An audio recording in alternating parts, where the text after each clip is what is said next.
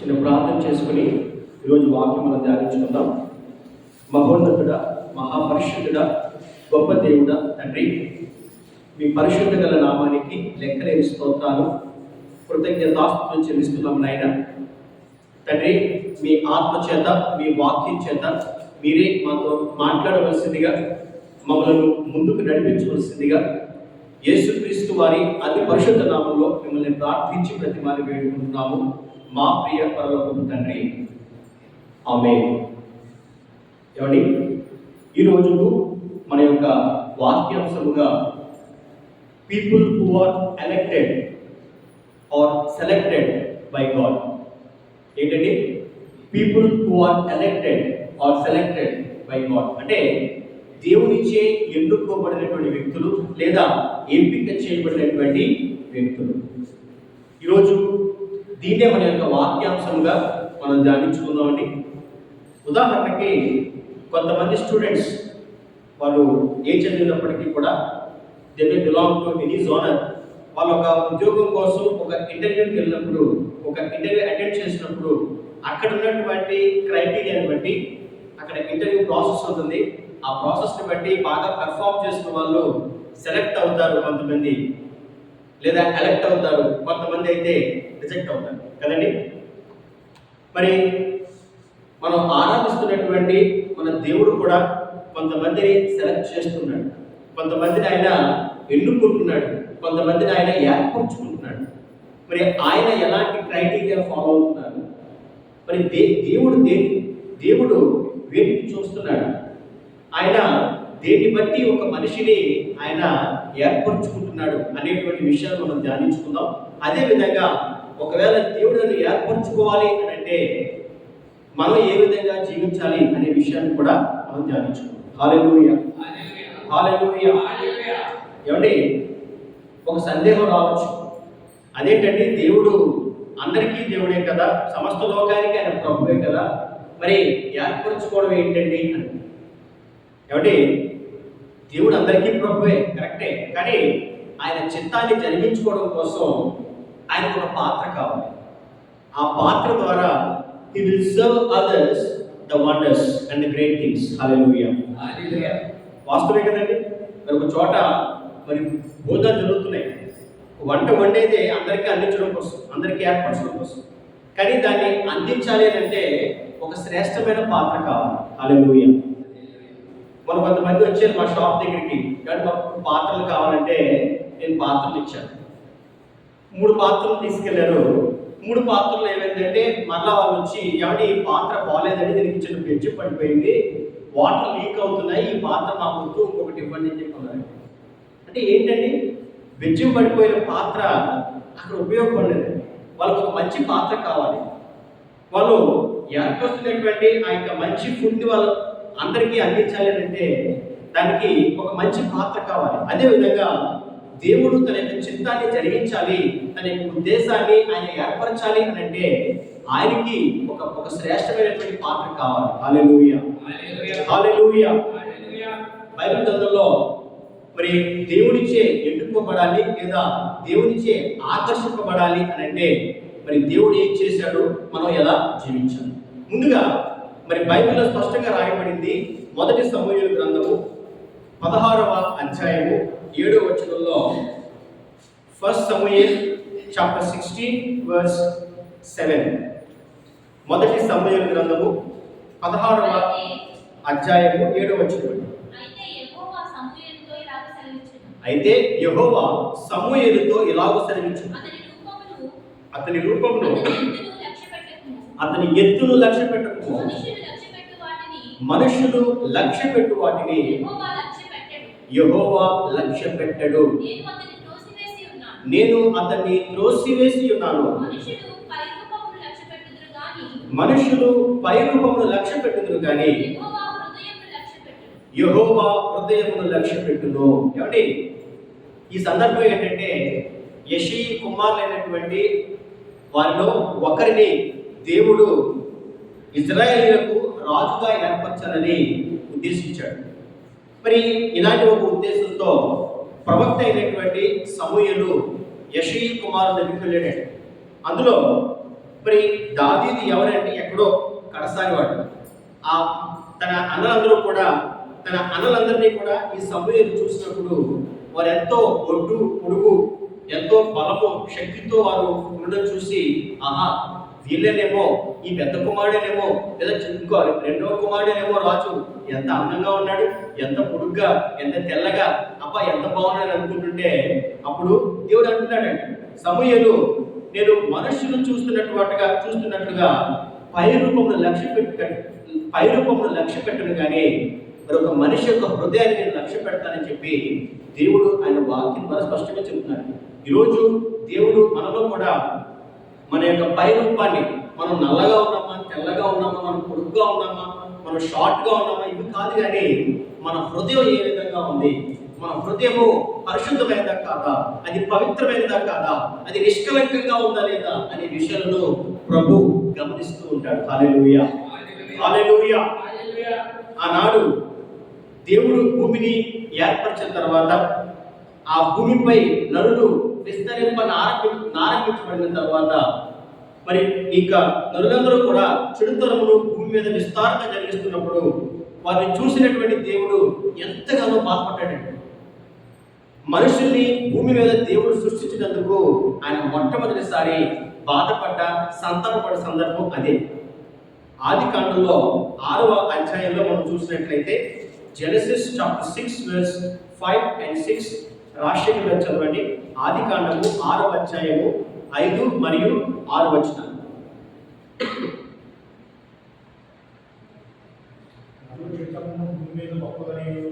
నరుల చెడుతనము భూమి మీద గొప్పదనియు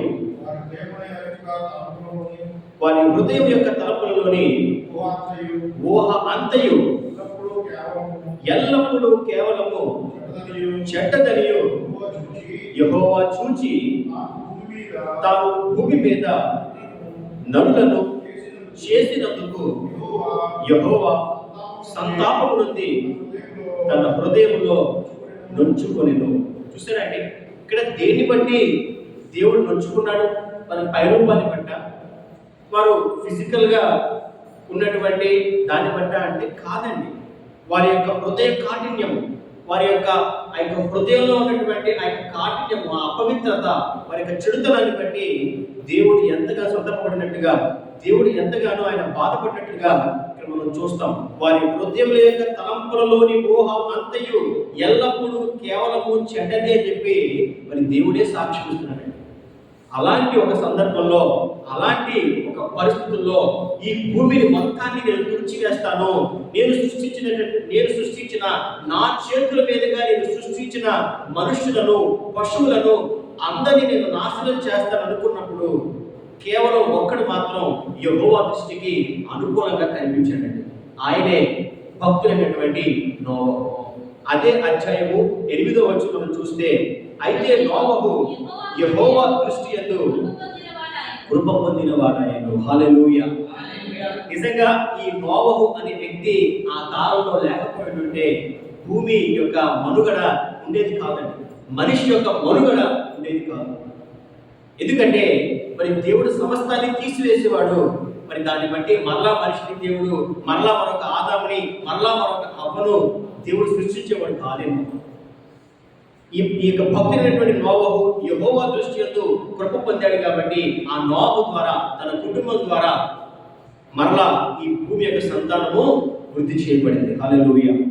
ఇక్కడ దేన్ని బట్టి నోవహు దేవుని యొక్క కృప పొందాడు అని అంటే, తరువాత మనం చదువుకున్నట్లయితే అదే 6వ అధ్యాయము 9వ వచనం చదువుకున్నట్లయితే, నోవహు వంశావళి ఇదే. నోవహు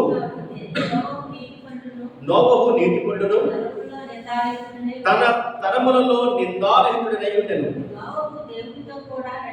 నోవహు దేవునితో కూడా నడిచినవాడు. ఏమండి, నోవహు ఒక లక్షణం ఉంది. అదేంటంటే, ఒకటి నిందారహితంగా జీవిస్తున్నాడు, రెండోది దేవునితో నడుస్తున్నాడు.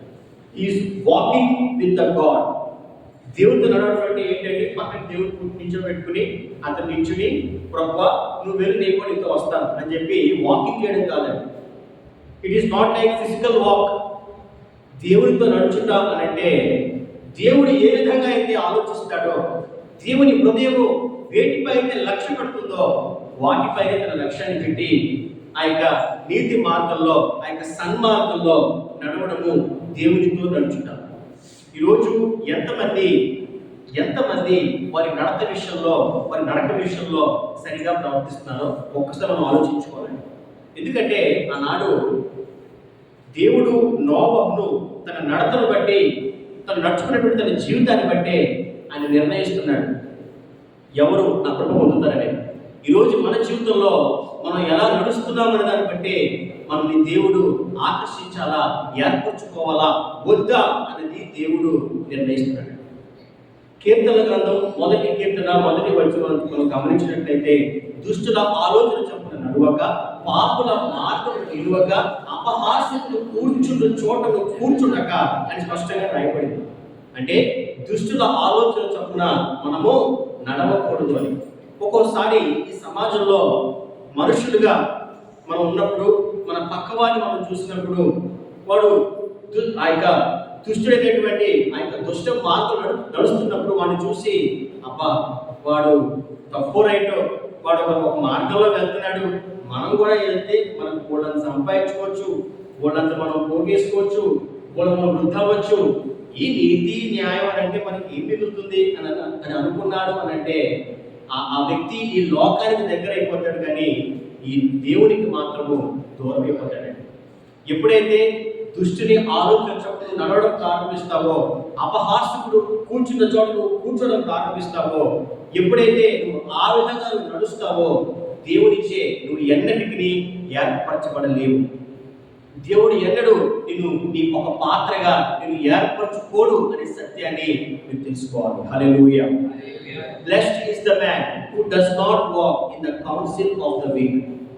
అంటే మనం పనిచేసే చోటైనా, మనం చేసేటువంటి వ్యాపారంలోనైనా, మన స్నేహితుల విషయంలో, మన బంధువుల విషయంలోనైనా ఎవరో ఏదో చేస్తారని, ఎవరో పలానా వ్యక్తి అలా ఉన్నాడని ఆ వ్యక్తిని చూసి మనము ఆ యొక్క తప్పుడు మార్గాలకు మనం ఆకర్షితులం కాకూడదు. ఆ వ్యక్తిని చూసి మనం వ్యసనపడకూడదు. ఎందుకంటే ఒక సమయం వచ్చినప్పుడు ఖచ్చితంగా దేవుడే మనకి చక్కని మార్గాన్ని ఏర్పరుస్తాడు. ఆ మార్గంలో మనల్ని దేవుడు నడిపిస్తాడు. అప్పటి వరకు మనం ఓపికతో, సహనంతో ఉండగలిగితే ఖచ్చితంగా దేవుడు తన గొప్ప కార్యం జరిగిస్తాడు. ఇందాక నేను చెప్పినటువంటి నోవహు ఉదాహరణలోనే ఎవరి ఈ లోకమంతా ఒకవైపు ఉండి నోవహు ఒక్కడే ఒకవైపు ఉన్నాడంటే ఒక్కసారి ఆలోచించండి, నోవహు ఎంత ఇబ్బందులు పడి ఉంటాడు.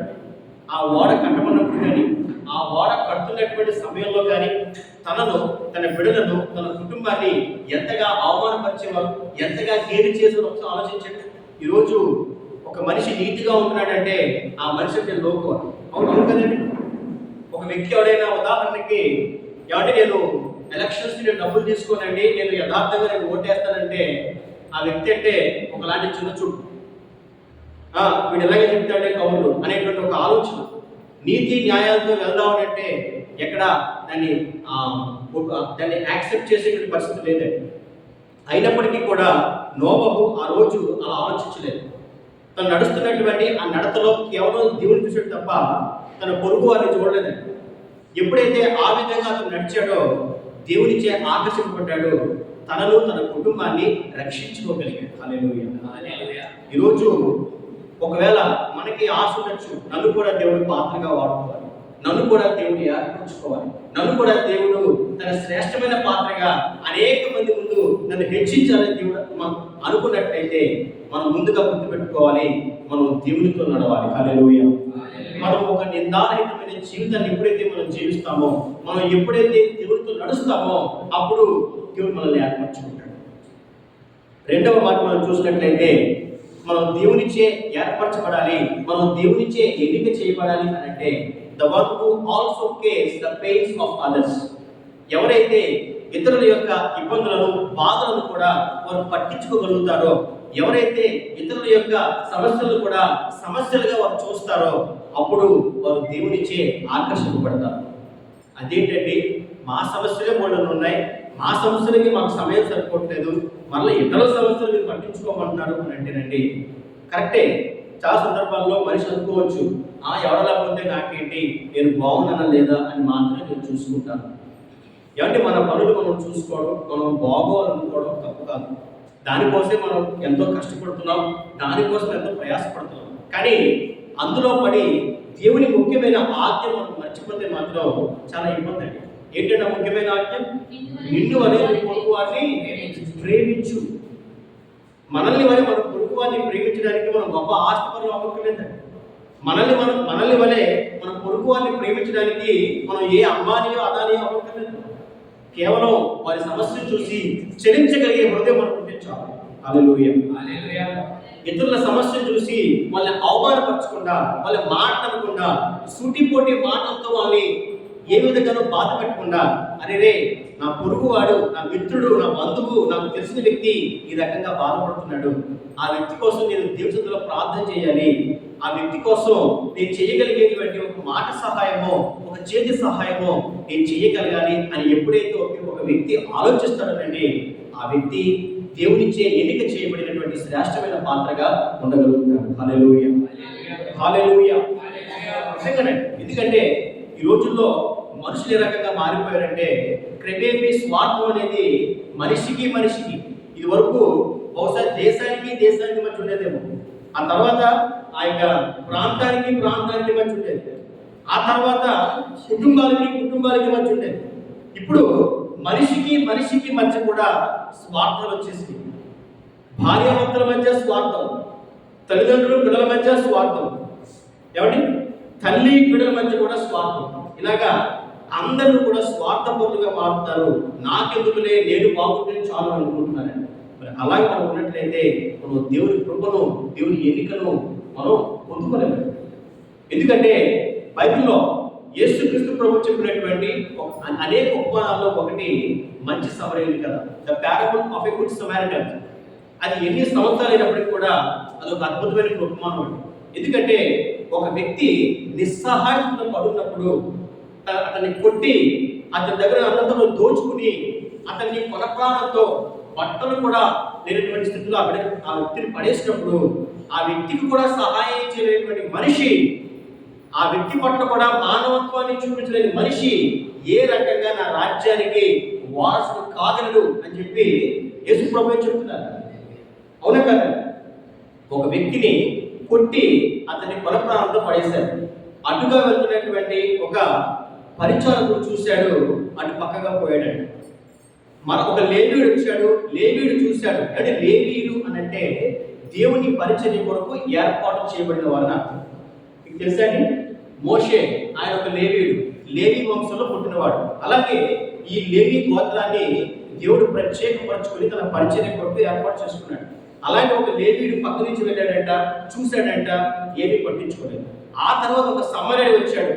ఒక సమరయుడు చూసి, అతని యొక్క ఇబ్బందిని చూసి, అతన్ని పైకి లేవనెత్తి, అతన్ని తన యొక్క గాడిద మీద ఎక్కించుకుని ఒక పూట కోళ్ళవాని ఇంటికి తీసుకెళ్ళి అతన్ని పరామర్శించి ఆమెకు డబ్బిచ్చి, అమ్మా ఇతన్ని ఆదరించండి, ఇంకా ఏదైనా పడితే వచ్చేస్తానని చెప్పాడు. తన మానవత్వాన్ని చాటుకున్నాడు, ఒక వ్యక్తి ప్రాణాన్ని కాపాడగలిగాడు. ఇది క్రైస్తవ్యం అంటే. హల్లెలూయా.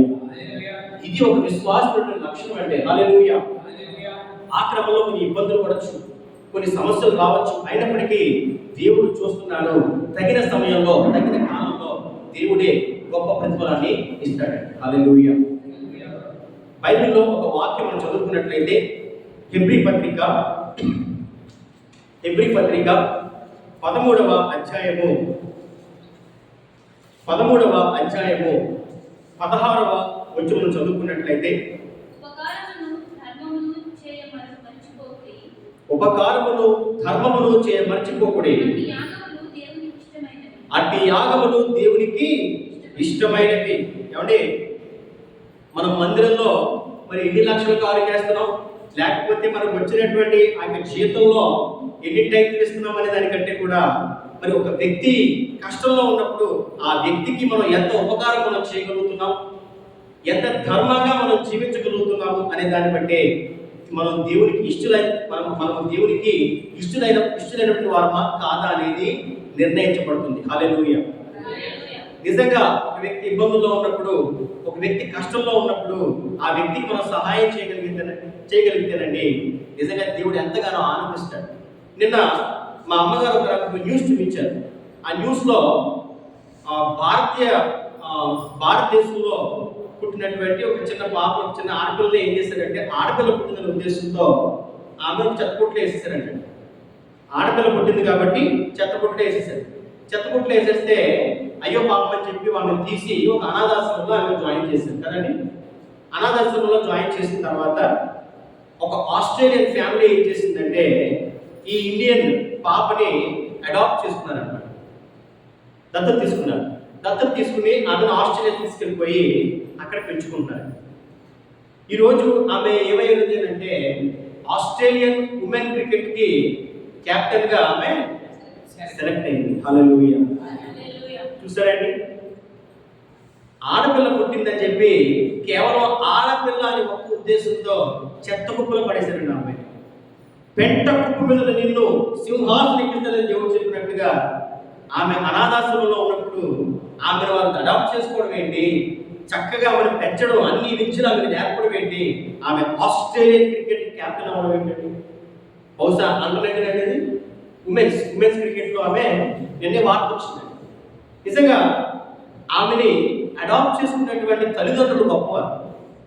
వారు నిజమైనటువంటి విశ్వాసం ఏంటంటారు, నిజమైనటువంటి ప్రేమ కలిగిన వారు, మానవత్వం చూపించారు, మంచితనం చూపించారు, ఉపకారం చేశారు, ఒక బిడ్డకి మంచి జీవితాన్ని ఇచ్చారండి. అది నిజమైనటువంటి ఒక విశ్వాసం అంటే లక్షణం. ఈరోజు మనం ఎలా ఆలోచిస్తున్నామండి, ఏదో ఒక ట్యాగ్ లైన్ పెట్టుకుని ఇక్కడ ఒక బిళ్ళ పెట్టుకుని నేను క్రైస్తవుని, నేను విశ్వాసిని, నేను క్రీస్తును ఆరాధిస్తానంటే సరిపోదండి.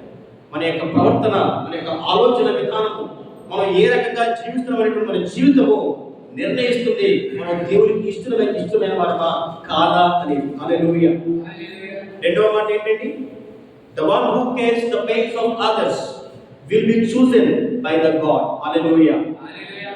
మరి మూడవ మాటగా నేనంటాను, ఎవరిలో అయితే గుడ్నెస్ ఉంటుందో, ఎవరిలో అయితే రైచియస్నెస్ ఉంటుందో, వారు ఎంత వద్దన్నా, ఎంత దూరంగా పారిపోయినా వారిని దేవుడు ఏర్పాటు చేసుకుంటాడు, వారు దేవుడిని ఆకర్షిస్తాడు. హల్లెలూయా. హల్లెలూయా. లూకా సువార్త 1వ అధ్యాయము, కన్యస్గా చదవండి. లూకా సువార్త 1వ అధ్యాయము 5-7. యూదయ దేశపు రాజైన హేరోదు దినములలో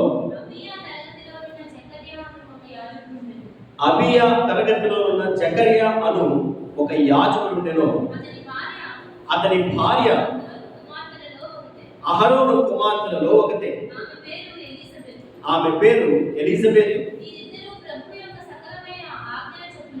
వీరిద్దరూ ప్రభు యొక్క సకలమైన ఆజ్ఞల చొప్పునను, న్యాయవిధుల చొప్పునను నిరపరాధులుగా నడుచుకొనుచు దేవుని దృష్టికి నీతిమంతులై యుండిరి.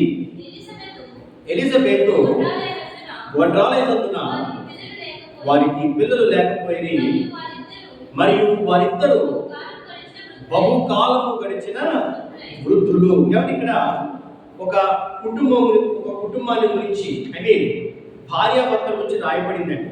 వారి పేర్లు ఏంటంటే, ఆయన జకర్యా, ఆయన భార్య పేరు ఎలిజబెత్. వీరిద్దరూ కూడా ఏంటంటే మరి దేవుని యందు భయభక్తులు కలిగి సకలమైన ఆజ్ఞల చొప్పునను, న్యాయవిధుల చొప్పునను నిందారహితులుగా వారు జీవిస్తున్నారు.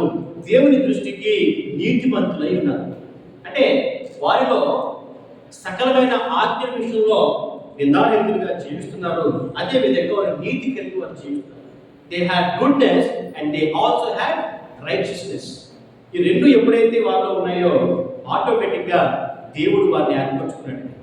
ఏ రకంగా అంటే, మరి దేవుడు వారిని ఏర్పరచుకోవడం అంటే ఏంటంటే, వారి గర్భంలో లేదా ఆమెకి ఆ బహుకాలం గట్టు వృద్ధులు అయినప్పటికీ కూడా ఒక దేవదూత వారికి ప్రత్యక్షమై, జకర్యా, నీవు దేవుని కృప పొందావు, నీ గర్భమందు ఒక కుమారుడు పుడతాడు, అతనికి యోహాను అనే పేరును నువ్వు పెడతావని చెప్పి దేవుడు ఆయన యొక్క ఎన్నికను, ఆయన యొక్క ఎంపికను తెలియజేశాడు. హల్లెలూయా. అదే అధ్యాయం మనం చూసినట్లయితే, జకర్యా తన తరగతి క్రమం చొప్పున దేవుని ఎదుట యాజక ధర్మం జరిగిస్తుండగా, యాజక మర్యాద చొప్పున ప్రభువు ఆలయంలోనికి వెళ్ళి ధూపము వేయుటకు అతనికి వంతు వచ్చింది. ధూప సమయమందు ప్రజల సమూహమంతయు వెలుపల ప్రార్థన చేయుచుండగా ప్రభు దూత దుఃఖపు వేదిక కుడివైపున నిలిచి అతనికి కనబడగా జకర్యా అతన్ని చూచి తొందరపడి భయపడిన వాడాయన. అప్పుడు ఆ దూత అతనితో, జకర్యా, భయపడకుము, నీ ప్రార్థన వినబడినది, నీ భార్య అయిన ఎలిజబెతు నీకు కుమారుని కనును, అతనికి యోహాను అని పేరు పెట్టుదువు.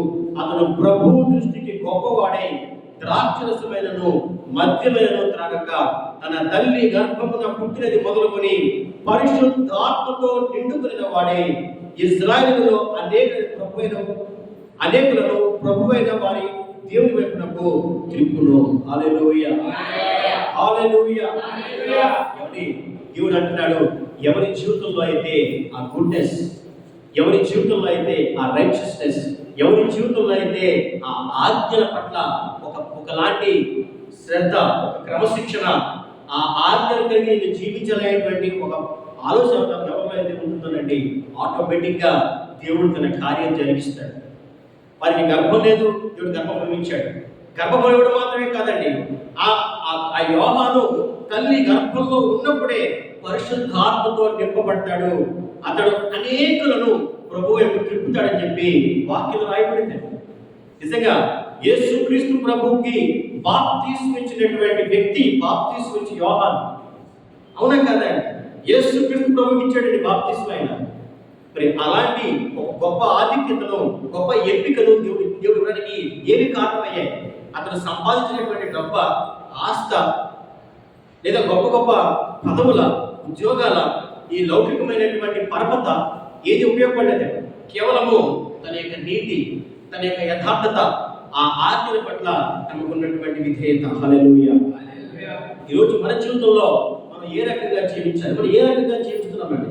నిజంగా మనం దేవుడు చెబుతున్నట్టుగా ఆయన ఆజ్ఞానుసారంగా మనం జీవించగలుగుతున్నామా?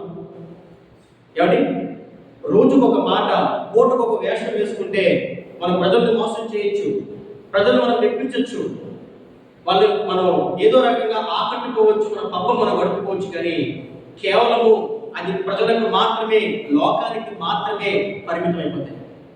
అలాంటి వారిని దేవుడు ఎన్నటికీ ఏర్పరచుకోడు. అలాంటి వారికి దేవుడు ఎన్నిక అయ్యేటువంటి అవకాశం కూడా దొరుకుతాయి. ఈరోజు దేవుడు ఏం చూస్తున్నాడు, దేవుడు దేని బట్టి ఒక మనిషిని ఆకర్షిస్తున్నాడు అనే విషయాన్ని ప్రతి ఒక్కరూ తెలుసుకోవాలి. దేవుడు మరి పైన చూడట్లేదు, కానీ తన ఒక మనిషి లోపలటువంటి ఆ అంతరంగాన్ని, ఆ హృదయాన్ని దేవుడు చూస్తున్నాడు. మొదటిగా ఎవరైతే దేవుడితో నడుస్తున్నారో, the one who walks with God will be elected or selected by the God. మరి ఎవరైతే దేవుడితో నడిచేటువంటి ఆ యొక్క జీవితాన్ని జీవిస్తారో వారు దేవుడిచ్చి ఎంపిక చేయబడతారు. రెండవదిగా the one who also cares the pains of others. ఎవరైతే ఇతరుల సమస్యను కూడా హూ దే కన్సిడర్, వాళ్ళు కన్సిడర్ చేస్తారో మరి వారిని దేవుడు ఏర్పరచుకుంటాడు.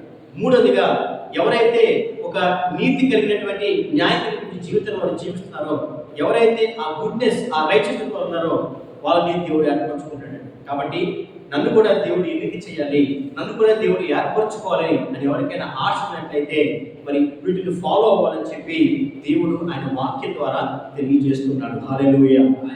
ఏమండి, ఎవరిని హెచ్చించాలి, ఎవరిని తగ్గించాలి, ఎవరిని దీవించాలి, ఎవరిని శపించాలి, ఎవరిని కొమ్మును పైకి ఎత్తాలి, ఎవరిని అధపాతాలకు తొక్కేయాలి అనేది కేవలం దేవుడు మాత్రమే నిర్ణయిస్తాడు. జాగ్రత్త. ఏదో నాకు పరపతి ఉంది కదా, నాకు డబ్బు ఉంది కదా, నా వెనకాల గొప్ప సమూహం ఉంది కదా అంటే ఆనాడు 450 మంది బయలులు ఒక పక్క ఉంటే ఒక్కడి జరుపుకుంటాడు ప్రవక్త అయినటువంటి ఏలియా. ఏమైందని? ఎవరు గెలిచారు, ఎవరు ఓడిపోయారు? 450 మంది ఓడిపోయారు, ఒక్క దేవుడి ప్రవక్త మాత్రం గెలిచాడు. ఈరోజు మరి మన వెనకాల ఏమున్నాయి, ఎంత ఉందన్నది కాదు, కానీ మనం ఏ రకంగా జీవిస్తున్నాం అనేది దేవుడు చూస్తున్నాడు. కాబట్టి మరి దేవుడు చెబుతున్నట్టుగా మనం జీవిద్దాం. మన తప్పును మనం సరి చేసుకుని దేవునికి ఇష్టంగా మనం జీవిద్దాం. దేవునిచే ఎంపిక చేయబడి ఆయన చిత్తాన్ని మనం జరిగిద్దాం. దేవుడు తన పరిశుద్ధ వాక్కును దీవించి ఆశీర్వదించుగాక. ఆమేన్. ప్రార్థన చేసుకుందాం. మహోన్నతుడా, మహాపరిశుద్ధుడా, గొప్ప దేవుడా, ఇదిగో నాయన తండ్రి, విత్తబడినటువంటి ఈ వాక్యము మా హృదయాల్లో నాటబడి ఫలింపజేయటకు సహాయం దయచేయండి. ఎవరైతే ఈ వాక్యాన్ని ఆన్లైన్ ద్వారా విన్నారో ప్రభు, వారందరినీ కూడా మీరు దీవించండి, ఆశీర్వదించండి.